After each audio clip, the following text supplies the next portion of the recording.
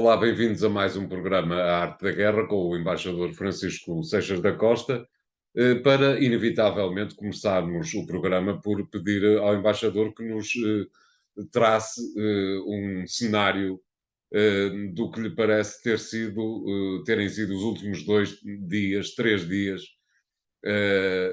de violência, provavelmente não tão inesperada quanto isso, no Brasil. Como é que viu toda esta réplica do 6 de janeiro norte-americano, embaixador? Tem razão, de facto, trata-se de uma espécie de versão tropical daquilo que tinha acontecido há 2 anos nos Estados Unidos, nem sequer muito original. O Exatamente. presidente não passou a faixa presidencial para o seu sucessor, eh, saiu da capital antes da passagem de testemunho, e depois disso as manifestações de rua redundaram num assalto à sede do Poder Legislativo e, neste caso do Brasil, do Poder Judicial e até da própria Casa Branca brasileira, o Palácio do Planalto. Tinha ficado muito claro que esta vitória de Lula da Silva era uma vitória de pouco mais de meio Brasil sobre pouco menos de meio Brasil. Isto é, claramente o Brasil é um país dividido, e, tal como aconteceu de certa maneira nos Estados Unidos, há uma parte daqueles que perderam a eleição que consideraram que a eleição foi falseada. No caso dos Estados Unidos, isso foi muito claro. No estado do Brasil, as fake news espalharam, eh, contra qualquer evidência, de que as urnas eletrónicas estavam falseadas. As urnas eletrónicas até podiam estar falseadas, mas ao estarem falseadas não falseiam só para um lado, podem falsear para os dois lados, e portanto, mas não há nenhum elemento que garanta que essas urnas eletrónicas estavam falseadas, e em particular, não há nenhum elemento que garanta ou que indicie, isso é muito claro, em termos provados, que qualquer falsificação, volto a dizer, não está provada, pudesse ter uma dimensão tal que desbalanceasse o resultado, não obstante o resultado ser relativamente próximo. Essas forças, a fragilidade, vale a pena dizê-lo, a fragilidade do poder político eleito sob a tutela de Lula, como ficou logo demonstrada pela circunstância da vinda para a rua dos opositores a Lula e daqueles que consideravam que o Bolsonaro era, não sei se o legítimo presidente, não terem sido, digamos, reprimidos. E não foram reprimidos por boas razões, vale a pena dizê-lo. Não foram reprimidos porque se considerou que as pessoas têm o direito, independentemente da valia ou não das posições que assumem, de vir para a rua protestar.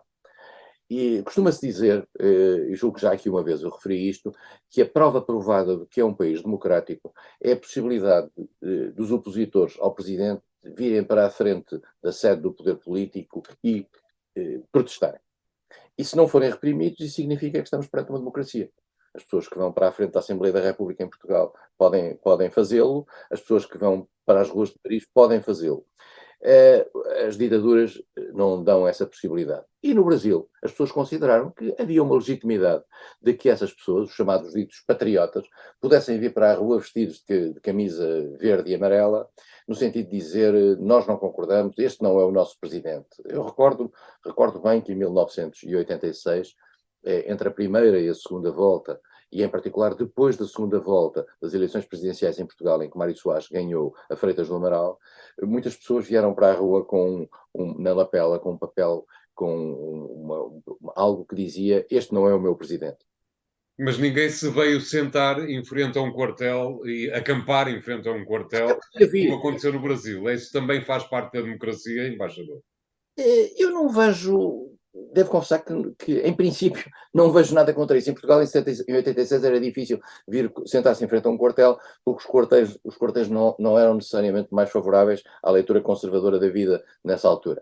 Mas, de qualquer maneira, estar em frente a um quartel, tudo bem. Agora, começar a ocupar durante meses, semanas, esse espaço é algo que começa a configurar, digamos, uma ruptura da ordem pública.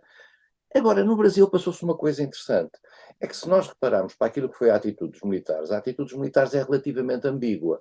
Esses patriotas, entre aspas, são aqueles que pediam uma intervenção militar ditatorial. vamos ser claros, pediam uma ditadura, pediam uma subversão à ordem constitucional Claro. que tinha sido feita. E, portanto, aqui põe-se o problema de saber se estas pessoas devem ou não ser reprimidas. O poder político atual, o poder político que tinha acabado de ganhar as eleições, talvez consciente da sua própria fragilidade, acabou por pensar que se calhar a melhor maneira é deixá-los andar, porque acabaram por se cansar.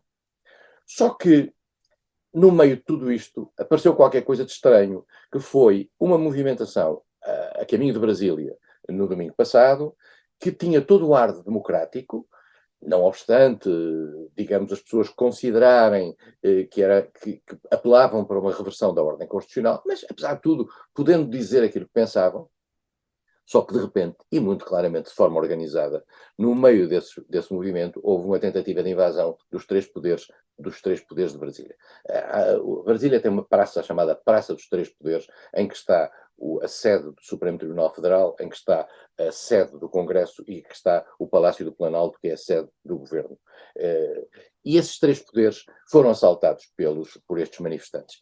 E ao atravessarem essa linha, estes manifestantes, que tinham, de certa maneira, beneficiado de uma certa benevolência, mesmo pondo em causa a ordem constitucional, durante semanas, ao fazerem isto, se calhar deram um tiro no pé. Isto é, colocaram-se do lado da ilegitimidade e da ilegalidade total. E isto, de certa maneira, dá outra legitimidade ao governo. Porque a certa altura todo o Brasil percebe que um grupo de arruaceiros que entra dentro do Congresso Nacional, onde estão todos os partidos, até os partidos de Bolsonaro, e parte tudo, e rebenta leva para casa como recordações prendas dadas por entidades estrangeiras ao Congresso brasileiro, roubando tudo dos gabinetes. Bom, isto naturalmente para o povo brasileiro significa que o país esteve no risco de ficar na mão de arruaceiros. E isto dá uma certa legitimidade a Lula, uma legitimidade acrescida.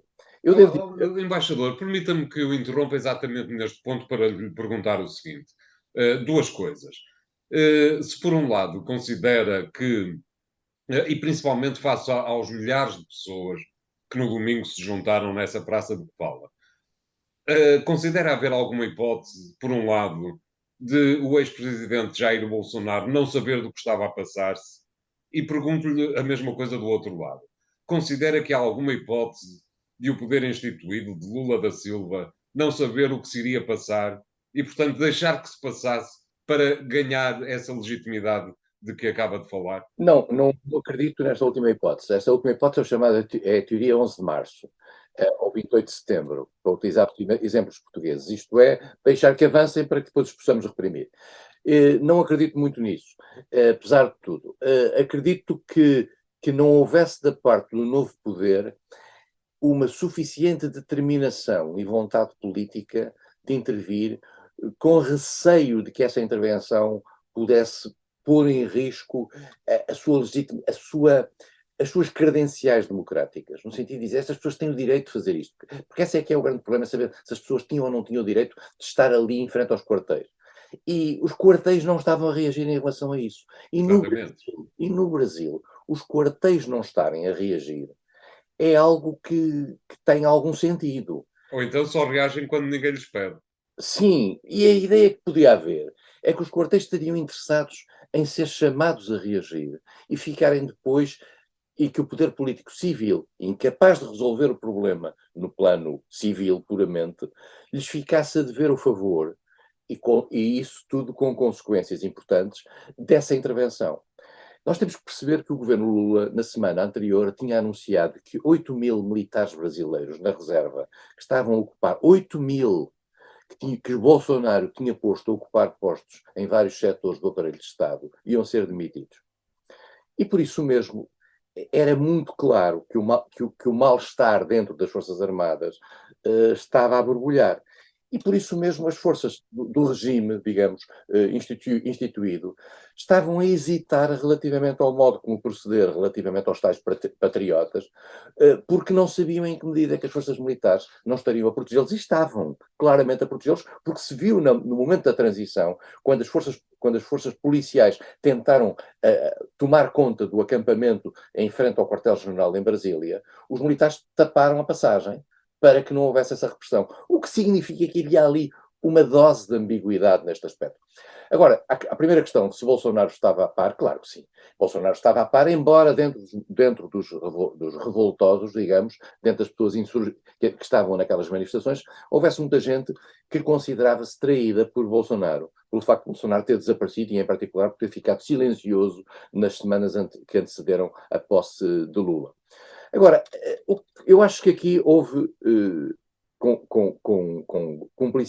atitude deliberada ou não, houve o efeito 11 de março, isto é, alguém que vai longe demais, e ao ir longe demais passou uma determinada barreira, e nessa barreira acaba por apanhar, digamos, os estilhaços e tudo volta atrás, até, digamos, para níveis que eles não estavam à espera.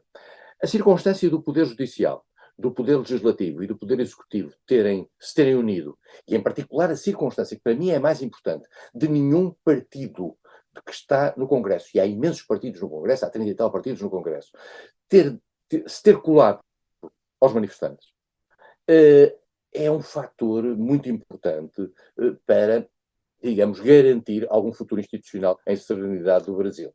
Eu devo dizer uma coisa, disse-o na comunicação social e muitas pessoas não gostaram.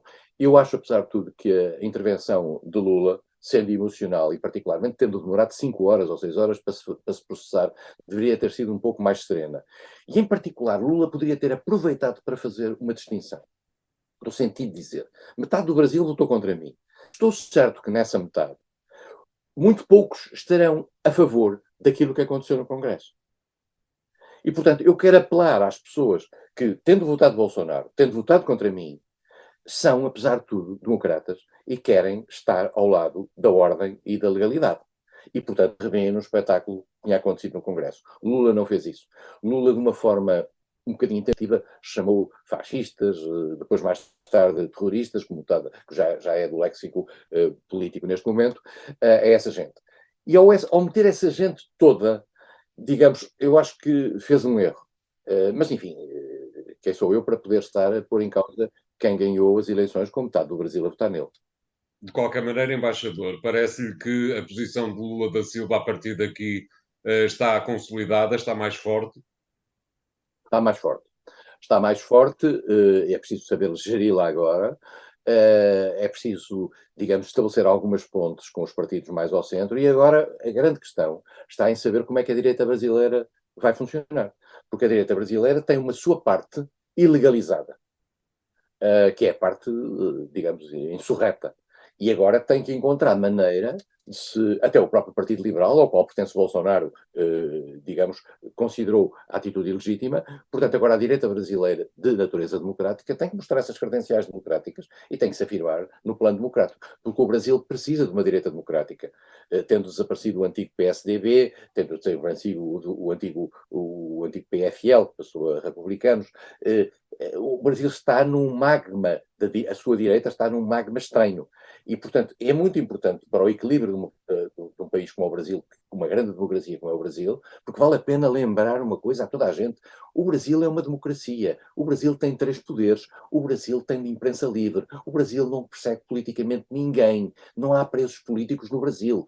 E, portanto, nós temos que perceber que estamos perante uma sociedade livre. Teve estas rupturas, mas são de natureza pontual. O Brasil é uma sociedade livre, é uma grande democracia do mundo, e o mundo fez muito bem, e esse também é um ponto importante, o mundo fez muito bem em mandar imediatamente mensagens de apoio ao poder político brasileiro, porque esse também é uma maneira de dizer aos militares brasileiros, no caso de vocês serem tentados a qualquer coisa fora da ordem democrática, o país que vocês iam criar, que era o país da ditadura de 64-85, ficaria à margem do mundo.